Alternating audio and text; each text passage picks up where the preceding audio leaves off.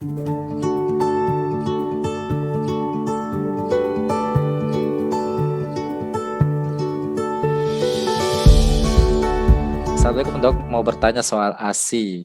Pertanyaan pertama, apakah kandungan lemak dan dalam ASI juga mengikuti kebutuhan bayi dok?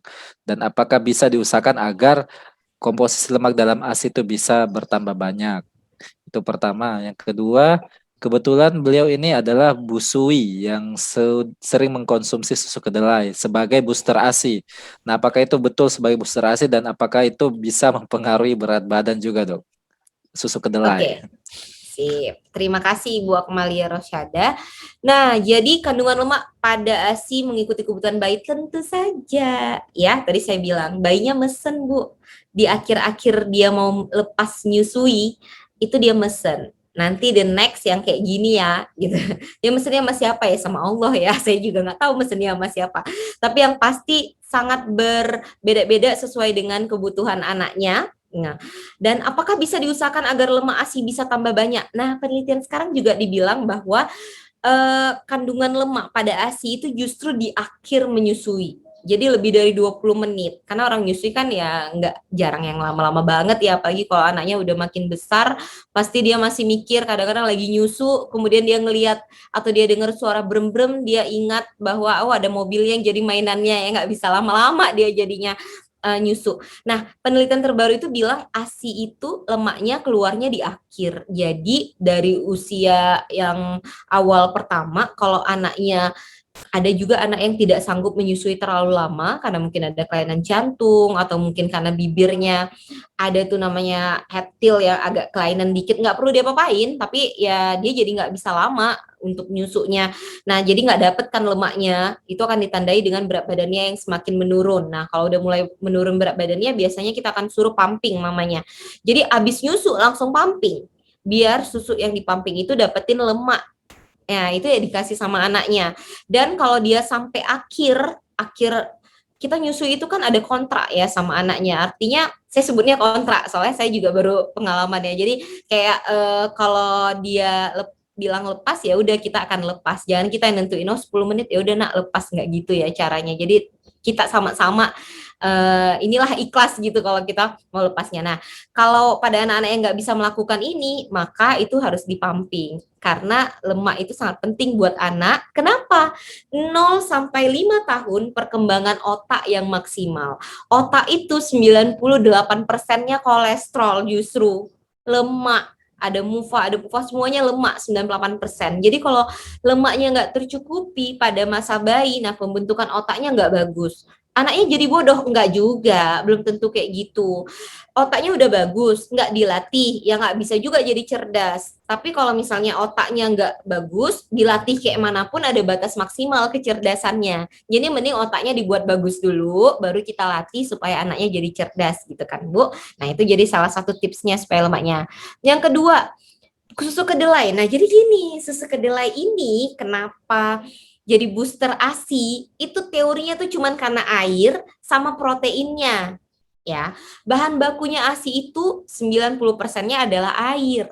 Kemudian protein supaya apa? Kelenjar laktasinya kan ngeluarin enzim, tuh ngeluarin ya kan, enzimnya itu dibentuk oleh protein supaya dia bisa menghasilkan. Nah, isi daripada susunya asinya maksud saya itu lebih banyak lemak. Jadi ibunya ada tambahan lemak. Iya betul. Ibu menyusui itu ada tambahan lemak juga. Bahkan kalau ibu memang asi eksklusif, Bu, 0 sampai 6 bulan, setiap harinya ibu defisit kalori sekitar 500 sampai 750 kilokalori. Jadi kalau ibu khawatir ini karena mempengaruhi berat badan, ibu nggak perlu terlalu khawatir selama ibu makannya jangan berlebihannya sampai 2 kali lipat. Kemudian apakah boleh jadinya dok saya minum susu kedelai untuk booster ASI? Kalau saya nganjurin tapi pilih susu kedelainya jangan yang tinggi gula ya, jadi yang free gula atau yang buat sendiri. Karena soy itu bagusnya nggak hanya karena protein sama soy ya, bukan almond dan yang lainnya. Nggak hanya karena protein dan air yang kayak saya bilang di awal tadi, tapi juga di situ ada fitoestrogen ya, yang bisa buat kan estrogen itu yang buat kita menghasilkan hormonal kita jadi nyusui lah gitu ya kan istilahnya. Jadi boleh gulanya kalau ibu minum yang kemasan-kemasan, Visoy ini saya lihat ya, saya juga udah lihat Visoy ini. Visoy, mohon maaf ya pakai merek ya. Biar saya tahu nih gulanya gitu. Nah, ini gulanya ini cukup tinggi ya. 15,2 dan sugarnya 14. Berarti karbonya yang lain sisanya cuma 14 gram sendiri. Nah, jadi lebih bagus ya buat sendiri, jadi nggak ditambahin gula lagi.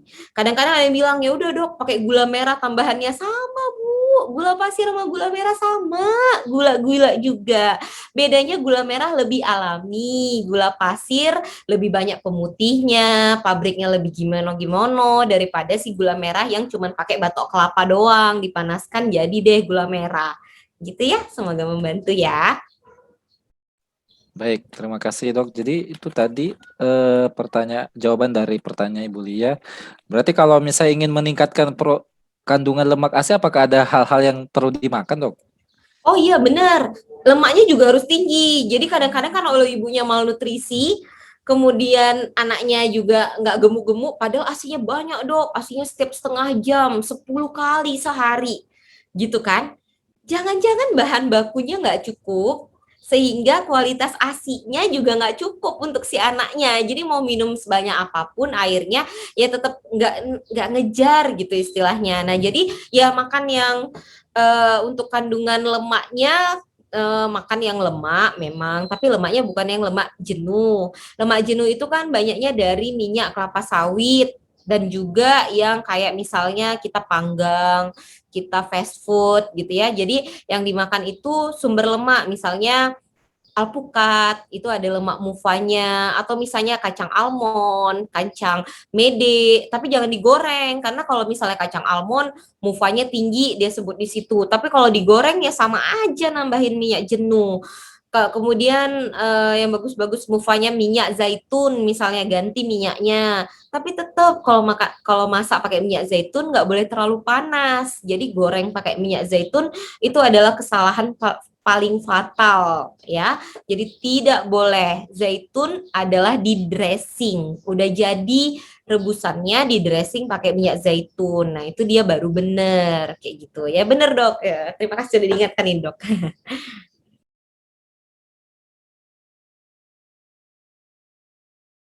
Izin dok, tadi dokter menyinggung tentang makan-makan yang bisa jadi booster ASI.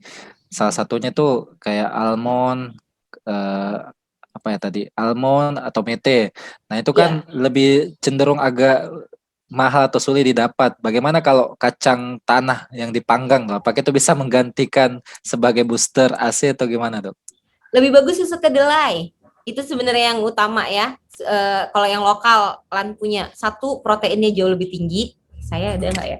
Uh, yang paling lebih tinggi, dan susu kedelai itu kalau nggak ditambahin sugar, gula, paling rendah gulanya dibandingin susu almond yang lainnya.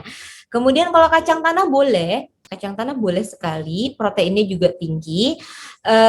Nggak ada masalah ya, kecuali yang asam uratnya tinggi, kita batasin aja porsinya sekitar 3 sampai 5 tergantung kadar asam uratnya dan sekarang lagi bengkak apa enggak ya. Jadi kacang tanah boleh, tapi lebih bagus lagi susu kedelai ya. Tadi sih sebenarnya cuma almond sama mete ya, nggak Indonesia banget ini ya dokter ya. Ya saya ulang, lebih bagus itu susu kedelai ya, itu paling bagus sih. Tapi kalau dijadiin kemasan, gulanya hati-hati.